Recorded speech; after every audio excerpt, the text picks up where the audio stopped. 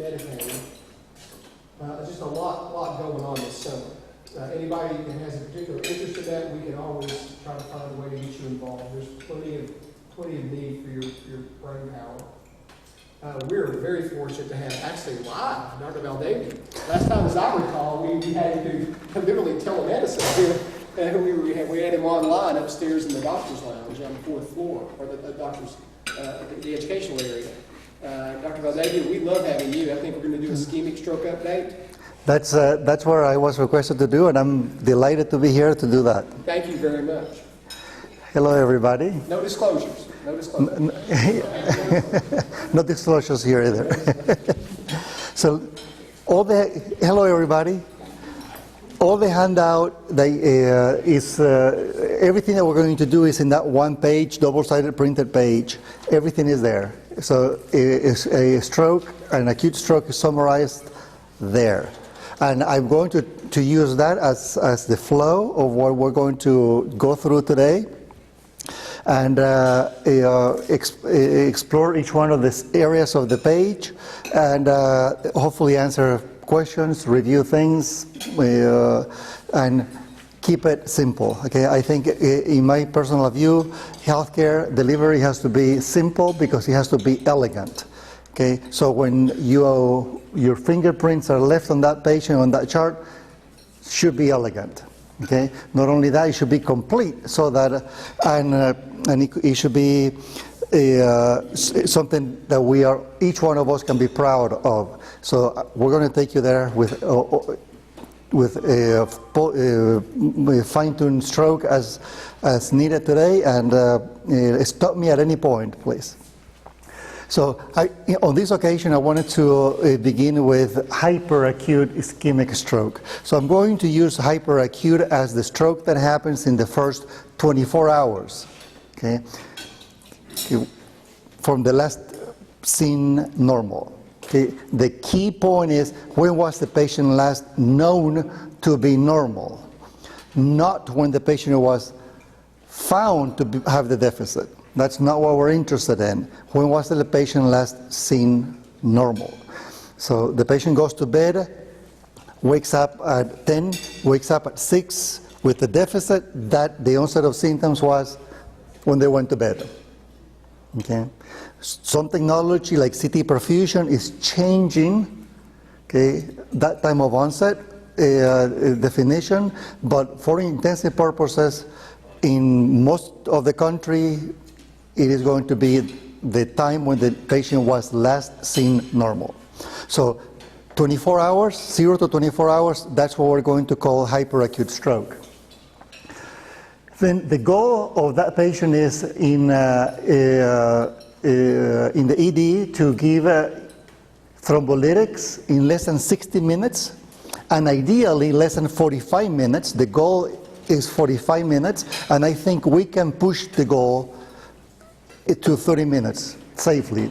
We know that we have been pushing these boundaries, and that we have pushed from 60 minutes to 45 minutes, and we have not seen, I'm saying the country, okay, not a single hospital, has not seen an increase in complications because we were pushing.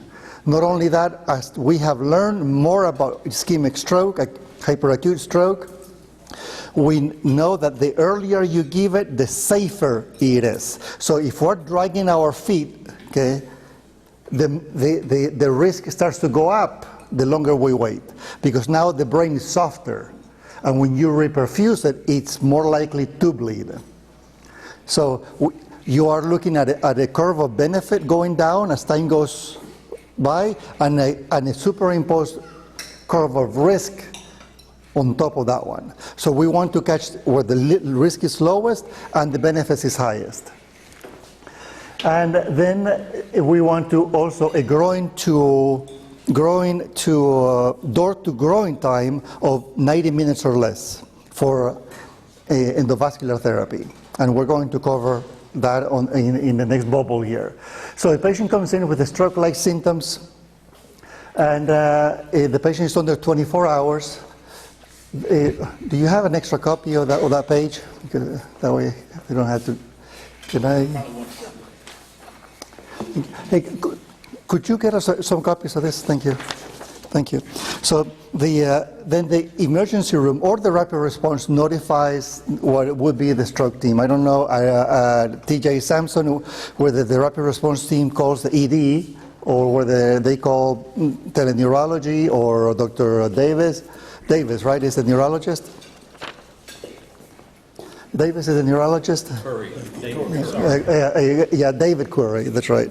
And then we obtain the last known time for the neuro baseline, and we start obtaining the NIH stroke score. There is no excuse that if you are a physician in potentially seeing acute stroke patients, that you would not be well versed in the NIH stroke score. It's a standard of the exam for these patients, and I repeat, there is no excuse in this day and age that you cannot get through reliably through an NIH stroke score. There is a certification that you can get online. Okay. And not only that, I have a YouTube video where you can review it in about 11 minutes. I'll give you the entire NIH stroke score in 11 minutes. Okay, look for NIHSS concisely in YouTube, and then you will find the video there. Okay, NIHSS concisely. That's in YouTube. Then the next one is the Glasgow Coma score and the modified Rankin scale. So those are the scales that we need to know about when we're dealing with acute ischemic stroke.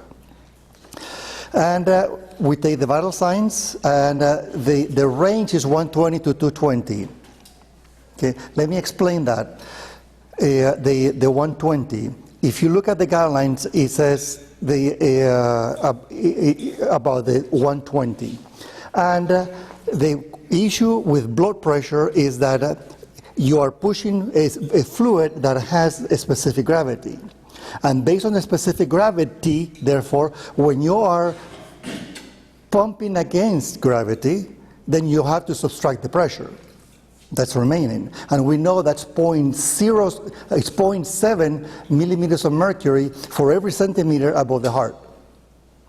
So if the patient then is sitting, now you are looking at the distance between the aortic valve, the point where the pressure is generated as it opens, all the way to the middle cerebral artery. You're looking at a very good distance there, probably 30 centimeters. Okay, so that is, the blood pressure is going to be down about 20 millimeters of mercury if you measure it here. So that is, if the patient has a systole is sitting and the patient has a systolic blood pressure of 120 at the level of the heart, okay, the brachial artery, most likely that's where it's going to be taken non-invasively, that means that the pressure in the brain is less. So that's why we keep insisting that the patient has to be flat. That way, when that aortic valve opens, it gets everything the LV can give to pump into the blood clot and pump around the blood clot, opening the anastomosis. And therefore making the ischemic area smaller by increasing the blood flow, the blood pressure. I say blood flow because we also need a good volemia. That is, we want a volume of blood that's normal. We want a normal volemic patient. We know that hypovolemia kills patients, the mortality goes up, and hypervolemia kills patients. So we want them normal volemic. So therefore, no diuretics on these patients when they are being treated acutely. Okay, and give them normal saline, a bolus of normal saline 500 to 1,000 cc's, especially if the LV function is normal. Just give them the liter, lay them flat, and you are on the road of being able to take care of all this. Okay, so the 220. On the other extreme, we know that we don't know many times we don't know for how long the patient has been hypertensive. The hypertension could be acute, could be cocaine, or it could be where they have been for the last 3 months. Don't know. Okay. So we want to lower that blood pressure, and the guideline says don't treat it if it is less than 220. So therefore the range becomes 120 to 220. I am a little bit of a chicken in that sense. I like a little bit lower, more closer to 200. Okay? And there's another fact that we are learning more about. What is the optimal blood pressure for the acute stroke patient? That is, if you have a systolic blood pressure range from lower to increasing, okay, let's call it 120 to 220, how is the blood pressure then corresponding to the morbidity and mortality risk? And now we know that the lowest morbidity mortality is somewhere between 140 and 180. Okay? So that should be our end goal in the acute stroke patient, 140 to 180 systolic. Okay? Then we started with this review of the inclusions and exclusions to decide on the decision of IV alteplase. The only test that is needed is glucose. That's the only test we need, glycemia, and we can do that in less than a minute. I went to the ED and stood there with the nurse. She didn't know what I was doing. I stood there watching how long it takes. Once the device is there, okay, the device is there, grabs the thing, the little prickly thing, pricks the patient, gets the blood, puts it in the machine, and waits, and it takes less than 30 seconds to do the whole thing. So there is no other lab you need to be waiting for, with the exception of the patient that is taking warfarin. If the patient is taking warfarin, then if the INR of 1.7 or greater is a contraindication for IV alteplase, not for endovascular therapy. Okay? For endovascular therapy is 2.5. Okay? And then another contraindication in the coagulation department is the novel anticoagulants or anticoagulants, Eliquis and Pradaxa and the like, which is 48 hours. If the patient took it within 48 hours, they are not a candidate for IV alteplase. They remain candidates for endovascular therapy still. Okay.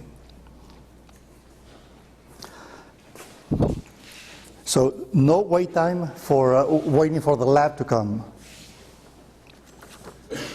So once we have done that, we take the patient to the CT suite to do a non-contrasted head CT scan. In fact, a lot of this can be done in the CT suite.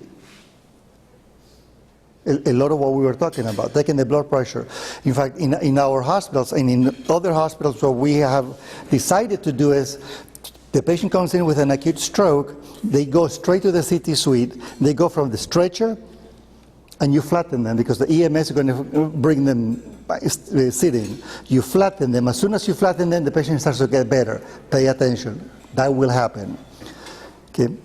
Then they get transferred to a weight bed so that we can get a body weight, and then to the CT scanner. And now we have it all. Okay, we're not guessing what the weight is. The patient is a face, it cannot tell you, and the Joint Commission says it should be done, and the FDA by actual body weight. Okay.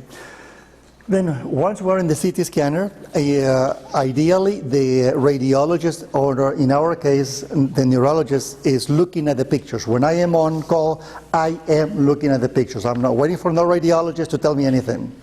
Okay? And my neurology team, we look at the pictures. We have evidence that the radiologist, neuroradiologist versus neurology, they get the same thing. There's no difference. Okay. So, and I am already there, so I am looking at those pictures. Okay. At that point in time, if everything falls into place, then the patient can be given IV alteplase in the CT suite. So the alteplase is there, either in the box that travels with all the gear, the labetalol and all the things you need to give alteplase, or it's already there in the CT suite. unlock the door, get it out, mix, and then you give. Okay? We know we have done it in less than 15 minutes. It can be done. So if it can be done, okay, why are we going to offer less than that to our patients? The best. The best should be the standard of care, not a sporadic event. So once we take a look at that then, and now we're talking about the box at the bottom, less than 24 hours, NIH, more than 6, with a modified ranking scale of 0 to 2. Okay? So 0 is normal. All of us are 0. 6 is dead. Okay? 1 means the patient has disability, but it doesn't really affect the flow of their life. And 2, they need minimal help. Okay? Once they are in a wheelchair or bedbound, then they are 5 and 6. Okay? And they are not going to be candidates. So that's simply a list. You just ask, hey, Google, show me the modified ranking scale on your phone, and bam, it comes. It doesn't take that long for that to occur, or you can have it already printed on the clipboard, ready to go. Okay. So 0, 1, and 2 is what we're looking for to be able to consider the patient for endovascular therapy. That is, you have a 26-year-old that is bedbound, you will not make them endovascular candidates. Okay? But you have an 80-year-old that just ran half marathon yesterday, that dude is going to go. And a 95-year-old is going to go. There's only one short window where age is a factor for acute stroke. And that is between 3 and 4.5 hours. That's it. Age greater than 80. Anywhere else, there's no limit. Okay, a 120-year-old is going to get it. I've never seen that. I've done 104. That's my oldest patient. She got it. So, and then the INR less than 2.5. Now we're looking at I8. We're looking at intra-arterial therapy candidates now, because now we gave IV TPA, IV alteplase. Now we're trying to use these criteria to decide whether we need to go to the next step. So notice that number 5 and number 6 says global hemiparesis or dense aphasia. Those two could potentially give you a score less than 6, and still the patient is paralyzed, okay? Or globally aphasic and still gets a 5. Okay? That's a tremendous disability right there, and those patients will be considered for endovascular therapy.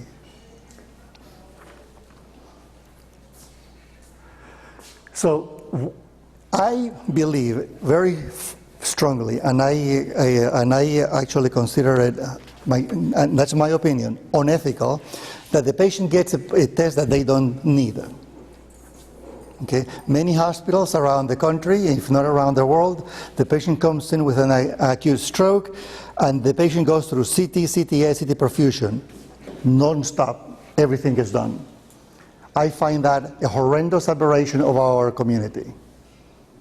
Okay? If the patient has an NIH of 2, okay, on the stroke score, the patient is not a candidate for endovascular therapy. That patient should not be getting a CTA or a CT perfusion either. Okay? Don't you think? If the patient is not going to go to endovascular therapy, why should we risk doing more radiation? For every one CTA, every 100 CTAs increase the risk of cancer, 1 in 1,000. So 1 cancer for every 1,000 CTAs we do, due to that additional radiation. I mean, I don't see the need to do this, to expose the patient to that. I mean, if it is a 95-year-old, I can probably get by, okay? But even there, I will argue that the patient should not get a test that they are not going to need. Patient has a modified ranking score of 4. Patient is not candidate for endovascular therapy. Okay? I coined a term, medical pornography. That's my term, which is doing a test just to see. Have you heard that said, used? Just to see. That's medical pornography. just to see. No, you're going to do a test that you're going to act on, that you know where you're going to go, just to see it's not an indication. Okay? And so just to see if the patient has a blood clot that I'm not going to work on further than IV TPA, the patient, we're doing a test because I'm lazy, because it's convenient to me, not to the patient. Okay? Because otherwise I have to be awake to make this decision, which is what we do. Okay? We are making the decision, are these met, so that the neurologist orders a CTA. And it's a CTA neck and brain, not just the brain. Because we want to see what the roadmap is with the catheter up into the brain. Okay, when the patient arrives to the angio suite, what devices I need? Do I need a stent first before I continue climbing into what artery? Because the stents come in different sizes. So if the blood clot is more distal than proximal, I need a smaller stent. I open a big stent and I didn't use it. So CTA, neck and brain need the roadmap of where we're going. So if on the CTA then, now I have to be up watching for the CT angiogram. Okay, I look at the CT angiogram and I see that there is a blood clot in a place where the catheter can get to. I've seen. Did I show you the catheter before? I got one. I don't leave home without this thing. Okay, would you please hold that right there? Okay, so. This catheter, these stents, and there is a stent right there. You can you go ahead and touch it and rub it, and you know, and it opens. If you put your thumb, it opens, and it's actually flat.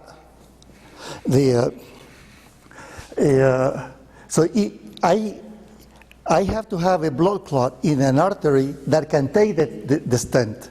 If the clot is too distal, I cannot get to it. It has to be in the M1, in the basilar artery, in the vertebral, maybe an M2. We cannot get into the ACA or the PCA. So if the blood clot is there, the patient is not a candidate again. All these other factors. But that is something for the comprehensive endovascular levels to make decisions on.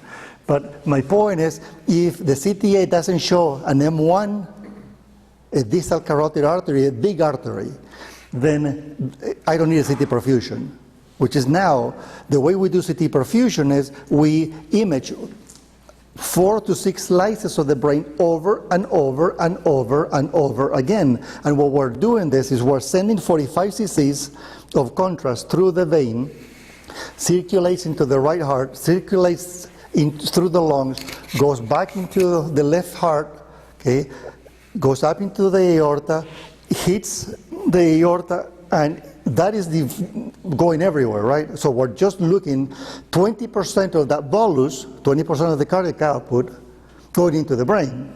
So we are waiting for the contrast to arrive, which means we need to know the circulation time, okay? And then we start imaging over and over and over again, looking at the density of that tissue changing as the contrast is flowing in and the contrast is flowing out. Let me do that again and look at the movement of the curve of the hands there. Okay? That's what we're looking for. Okay? The contrast coming in and the contrast going out. If there is a stenosis, okay, then the peak is going to be less and it's going to be long. Okay? So, because the time from 0 to the peak is the time to peak. Okay? And it's going to be decreased and later in ischemic area. Okay. And then there is, if you look at the contrast got detected and the contrast is gone, that time is the mean transit time. Okay, the average time that is taken for that contrast to go through, which is now prolonged if you have ischemia. It goes in slow and it washes away slow. Which means you are depositing a lot of radiation in a part of the brain. You can Google alopecia from CTP, and you're going to see patients with a band of alopecia where we did the CT perfusion and we burned their hair follicles. So the patient shouldn't be getting a test that they don't need. So then, if all this is met, there is a blood clot that we can get to, and then on the CT perfusion, these criteria are met at the bottom. We look at the core, at the size of the core. That is, the core has to be of a certain size or smaller. Okay, and the mismatch ratio, that is the percent of the penumbra versus the core. Okay, that is, we're looking at the size of the penumbra. So the penumbra has to be about 40 to 50% of the entire involved area. So let me show you what we see on the receiving end of this. Because we get it on our phone about 30 seconds after the test is done. The entire team receives we just had one done, so I'm going to show you a fresh one. I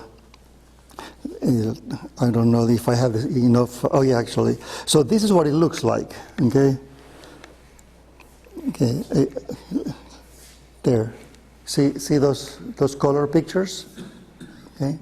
So at the top you see MTT, the mean transit time, the Tmax, the time maximum that took to that point. This is what we see.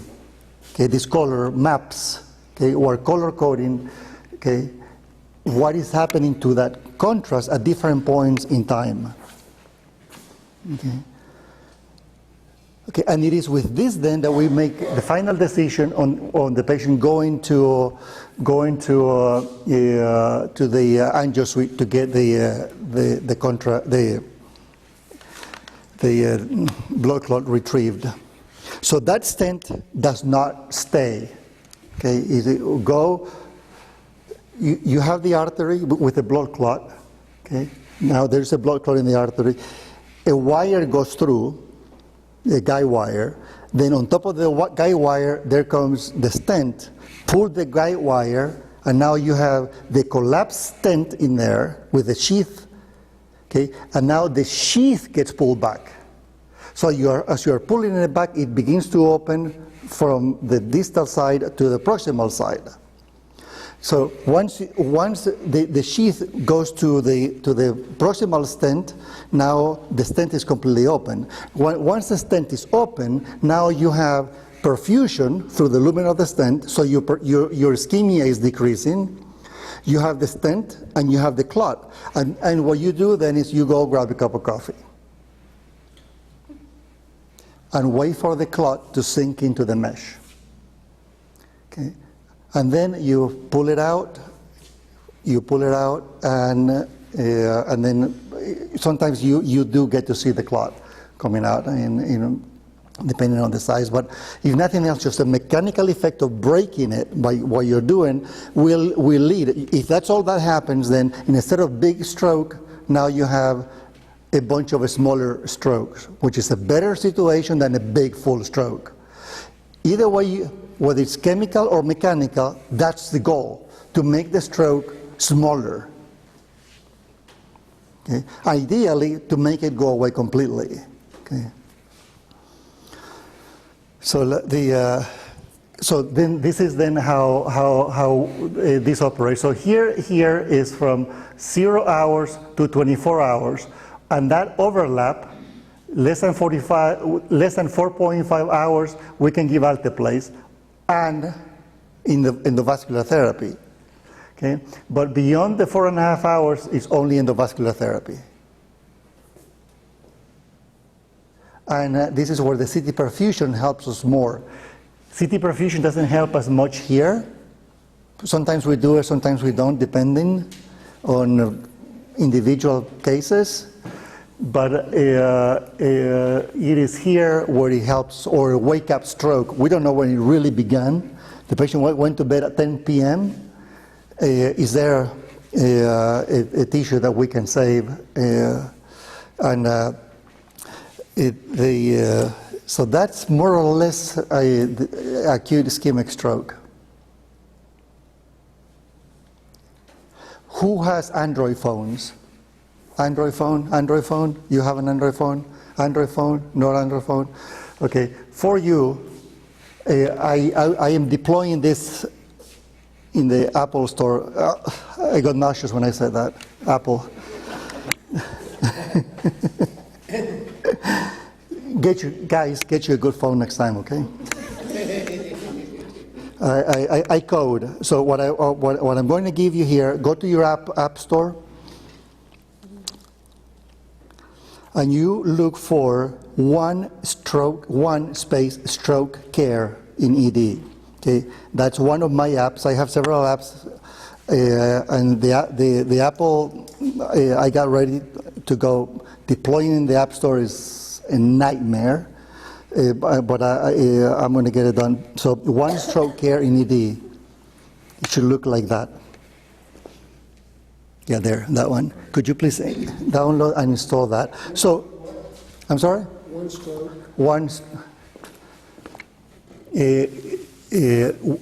One space stroke care.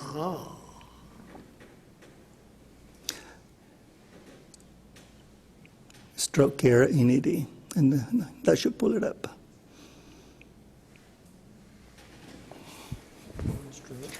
One stroke, yeah. This is an iPhone. That's, yeah. Right now it's only in the Google, yeah. But I will get it into the iPhone market in the near future. Again, I just need to take a lot of Pepsi to get that done. It's horrendous. I can talk to you the rest of the night about that. So what this thing does then, this is the very first app. Let's take care of this hyperacute stroke patient starting now. We will go through 4 15-minute phases for a total of 60 minutes. The goal is to make the stroke as small as possible, as fast as possible, and as safely as possible. The first priority is intravenous alteplase decision and administration. You like my voice? The priority is the decision for endovascular Sexy. therapy. So, for example, there, if you want to go to the bibliography, you click on that and it takes you to the bibliography. And Let's do this. and We have to ascertain the time the patient was last known to be normal or neurologic baseline. so it's green because we're in the first 15 minutes. It changes color as it advances. There is a time in which that task should take. Okay, so right now I gave 90 seconds, I think, here, or I don't remember how much, for every step.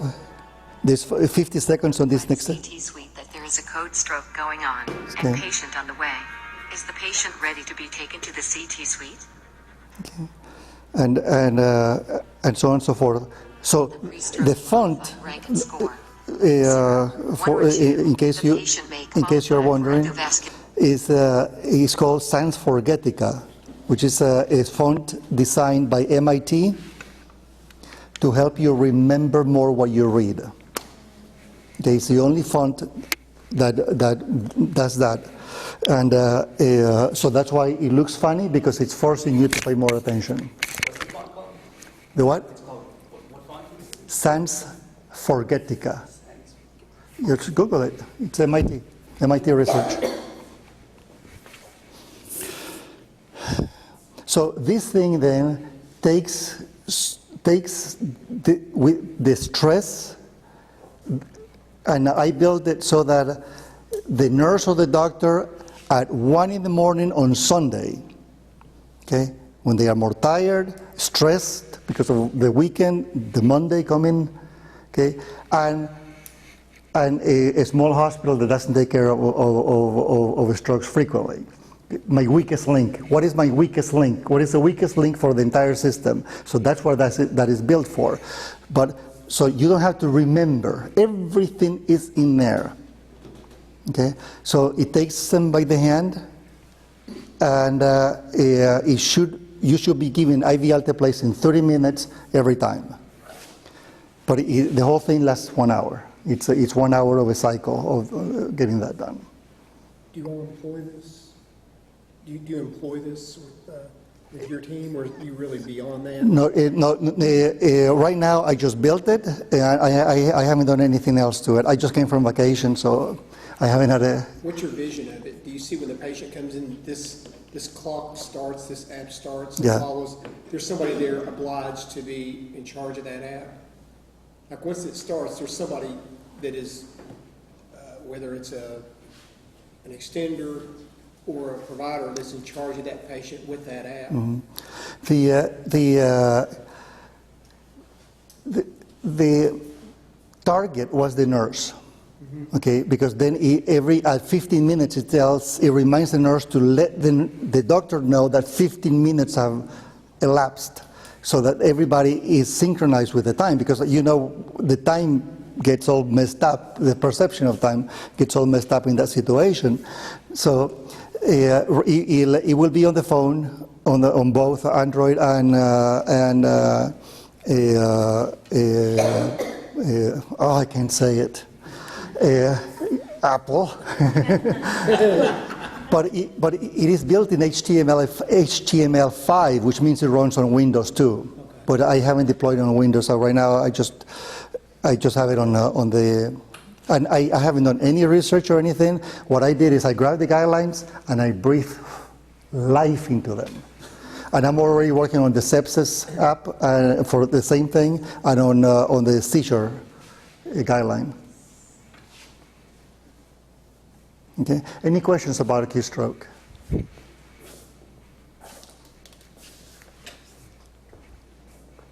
Okay.